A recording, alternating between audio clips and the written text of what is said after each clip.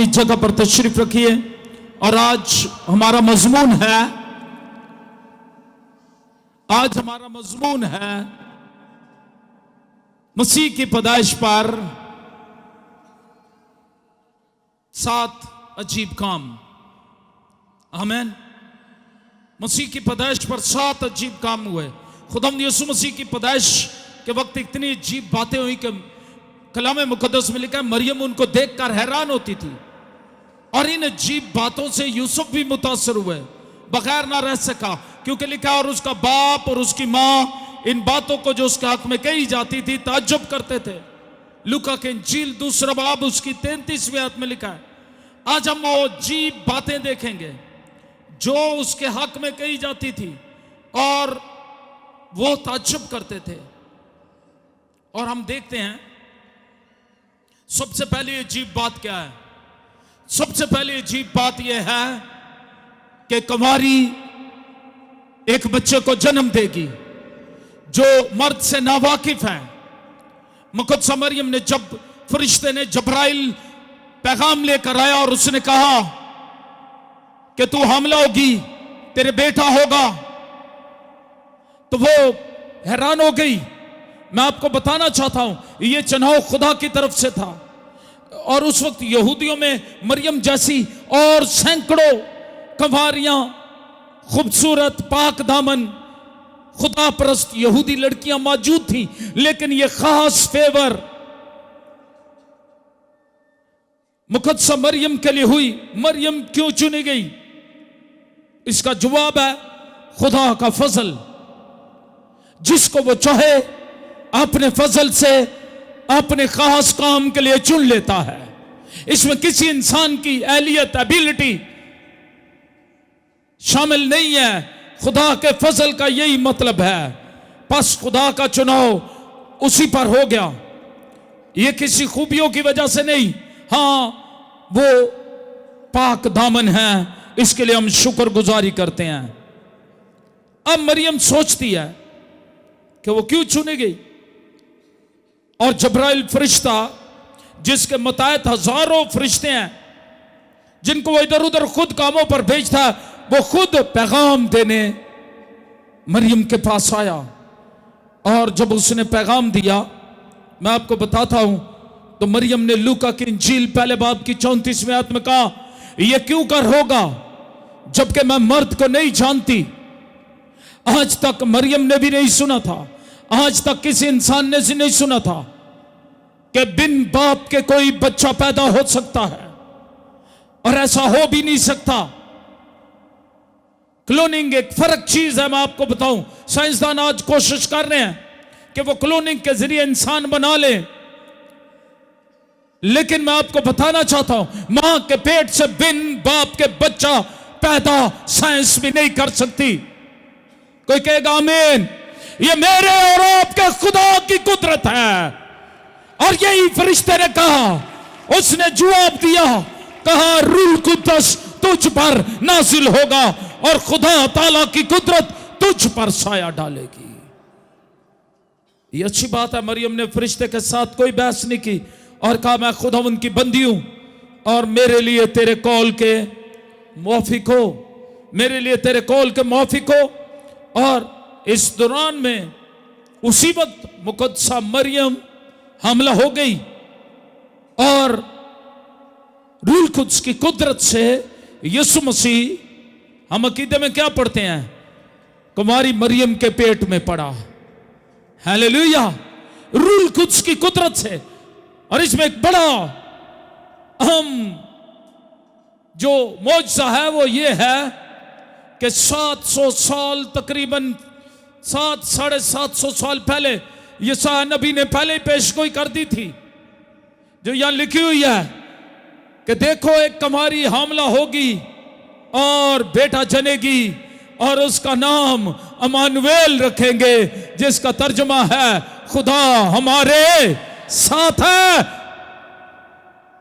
ये बच्चा, अगली बात जो मैं बताना चाहता हूं, वो खुदा का बेटा है।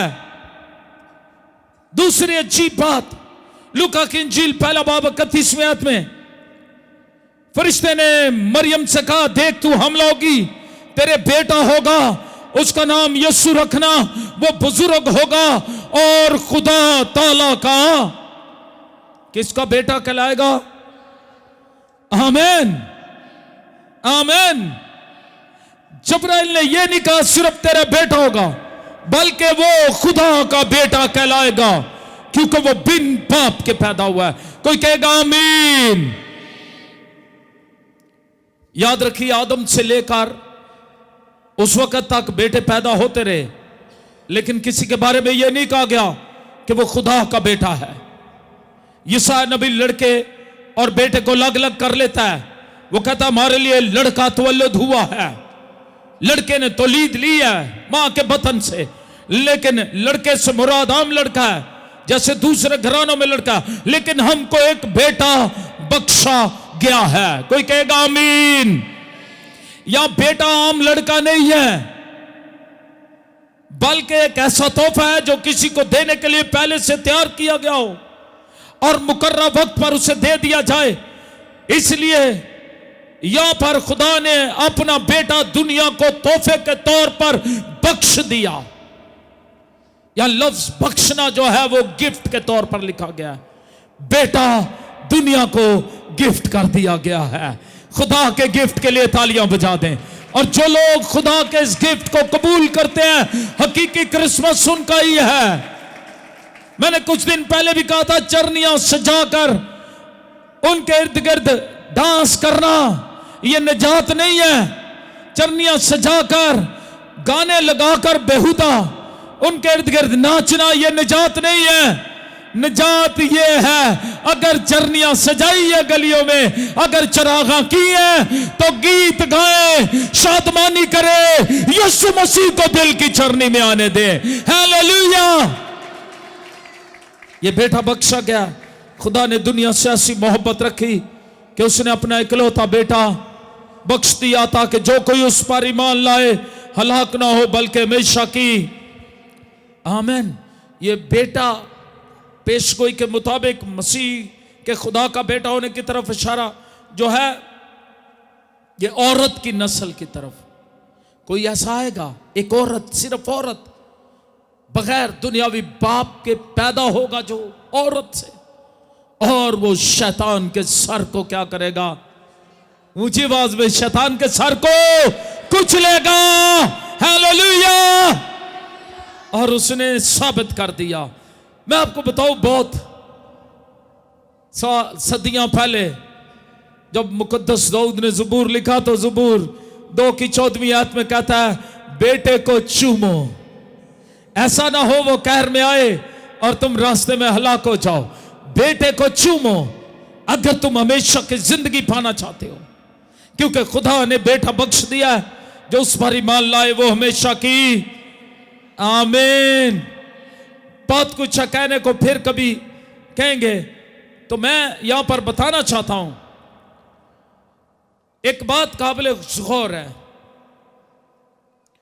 जब हम ये दावा करते हैं तो लोग समझते हैं शायद ये काफिर है, शिरक कर रहे हैं। हम शिरक नहीं करते, याद रखिएगा। मैं आपको बताना चाहता हूं, हम शिरक नहीं करते।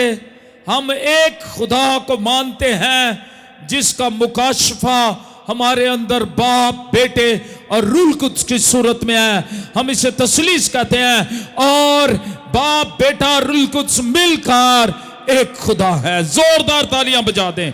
3 खुदा नहीं है। आमीन। हालेलुया, हालेलुया, आमीन, आमीन, आमीन। आइए अब देखते हैं तीसरी बात, अजीब बात। ये बच्चा खुदा था। आमीन। इकरार करें अपने ईमान का कि यीशु मसीह खुदावंद खुदा है। पौलुस रसूल कहते हैं, हर एक घुटना उसके आगे झुकेगा, हर एक जुबान इकरार करेगी कि यीशु मसीह, ऊंची आवाज में जरा, यीशु मसीह। आमीन। पहला तीमुथियुस 3 बाब की 16वीं आयत में लिखा, वो यानी खुदा जो जिस्म में जाहिर हुआ, खुदावंद यीशु मसीह हकीकत में खुदा था जो जिस्म में जाहिर हुआ। यूहन्ना की इंजील पहले बाब की पहली आयत में लिखा है, इब्तिदा में कलाम था, कलाम खुदा के साथ था और कलाम खुदा था। आमीन। और फिर 14वीं आयत में लिखा, और कलाम मुजस्सम हुआ और फजल और सच्चाई से मामूर होकर हमारे दरमियान रहा। मुजस्सम होने का मतलब मैं पहले भी कई बार बता चुका हूं। कितनों को आता है मुजस्सम होने का मतलब क्या है? कलमे ने जिस्म लिया। एक दूसरे को कहे कलमे ने जिस्म लिया, इसका मतलब है मुजस्सम हुआ कलाम। मुजस्सम होने का मतलब क्या है? कलमे ने, खुदा ने कलाम किया, खुदा का कलाम जो उसने जिस्म ले लिया। और जब्राइल ने यह कहा कि रूह कुद्स नाज़िल होगा और कलमा जिस्म लेगा, और वो मौलूद मुकद्दस खुदा ताला का बेटा जो है वो खुद खुदा है दर हकीकत। इब्तिदा में कलाम था, कलाम खुदा के साथ था। यही इब्तिदा में खुदा के साथ था और कलाम क्या था? खुदा था। Hallelujah, hallelujah. और यशायाह ने कहा उसका नाम इम्मानुएल रखेंगे, जिसका तर्जुमा है खुदा हमारे। अब खुदा कहां है? हमारे साथ है। अब मैं आपको बताना चाहता हूं, यीशु मसीह ने खुद कहा, मेरा यकीन करो कि बाप मुझ में और मैं बाप में हूं, मैं और बाप एक हैं। जिसने मुझे देखा उसने बाप को देखा। हालेलुया। चौथी बात, लूका की इंजील 24 बाब की 44वीं आयत में जब यीशु मसीह मुर्दों में से जी उठे, तो मैं आपको बताना चाहता हूं यह बात हुई कि तमाम नबियों की पेशगोइयां पूरी हो गई। हालेलुया। और पांचवी अजीब बात, यीशु मसीह के मुतल्लिक पांचवी अजीब बात, चलता हुआ सितारा और मजूसी। चलता हुआ सितारा। मत्ती के इंजील 2 बाब उसकी पहली 2 आयत पढ़े, वहां लिखा, क्योंकि पूरब में उसका सितारा देखकर हम उसे सजदा करने आए हैं। क्या करने आए हैं? यहां पर मैं आपको बताना चाहता हूं कि मसीह की पैदाइश पर एक सितारा दिखाई दिया। बहुत सितारे चलते हैं लेकिन वो लोगों को नजर नहीं आते, लेकिन ये सितारा चलता हुआ बिल्कुल साफ दिखाई देता था। ये पहले नहीं था, ऐन मसीह की पैदाइश के वक्त जाहिर हुआ और 2 बरस से कम अरसे तक रहा। थोड़ी देर नहीं चमका, बड़े साल, तकरीबन 2 साल तक चमकता रहा। और जब यह जाहिर हुआ तो 3 जगहों से, हम पढ़ते हैं कई मजूसी आए लेकिन हदिये 3 ही लाए, इसलिए अक्सर ख्याल यह है कि पहुंचे 3 ही, चले कई थे। आपको मैं बताना चाहता हूं, अगर यहां पर हमें मालूम पड़ता है कि यह सितारा देखकर जब वो उसके पीछे चले, उन्होंने पूछा वो कहां है, तो यीशु मसीह उस वक्त तकरीबन 1.5 से 2 बरस के दरमियान में हो गए थे। उस वक्त यीशु मसीह बैतलहम की छर्री में नहीं थे, उस वक्त यीशु मसीह नासरत में थे। आमीन। वो सितारा उनको वहां तक ले गया जहां पर यीशु था। आमीन। आज मेरी और आपकी मंजिल क्या है? क्या सिर्फ नए कपड़े पहनना क्रिसमस नहीं है, घरों को सजा लेना क्रिसमस नहीं है, बल्कि यीशु मसीह तक पहुंचना, यीशु मसीह को दिल में लेना, यीशु मसीह को सजदा करना, यीशु मसीह को अपनी नजरें पेश करना, ये मजूसियों ने हमें सिखा दिया है। हालेलुया। और जब यहूदियों ने उसे रद्द कर दिया, अगर आज आप मसीह खानदान में होते हुए भी यीशु मसीह को कबूल नहीं करते, उसकी इबादत नहीं करते, उसको जलाल नहीं देते, उसकी गवाही नहीं देते, तो खुदा किसी और को चुन लेगा। मत ख्याल करें कि आप मसीह खानदान में पैदा हुए इसलिए खुदा आपको ही चुनेगा। जब यहूदियों ने रद्द किया, खुदा ने हमें चुन लिया। और अगर आज हम रद्द करेंगे उसे, उसकी इबादत नहीं करते, ऐसे लोग मैं देखता हूं जो सिर्फ ड्यूटियां ड्यूटियां ड्यूटियां, उनकी लाइफ में ड्यूटी के अलावा कुछ नहीं है, पैसा कमाने के अलावा कुछ नहीं है। वो कभी जमा नहीं होते कलीसिया के साथ, वो कभी दुआ नहीं करते मिलकर, रफाकत नहीं रखते, शहरबानी रोटी नहीं तोड़ते मिलकर।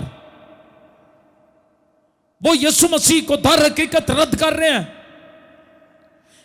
आप अगर रद्द कर देंगे, जब सौल ने रद्द कर दिया तो खुदा ने अपने काम के लिए किसी और को, दाऊद को चुन लिया। यहूदियों ने रद्द किया मसीह को, उसने हमें गैर कौमों को चुन लिया।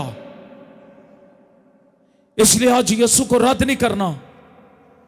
मजूसी ये सिखाते हैं कि उन्होंने रद्द कर दिया, हम फासला तय करके आए हैं और बादशाह को सजदा करेंगे, बादशाह को नजरें पेश करेंगे। बोलो यीशु मसीह की हालेलुया।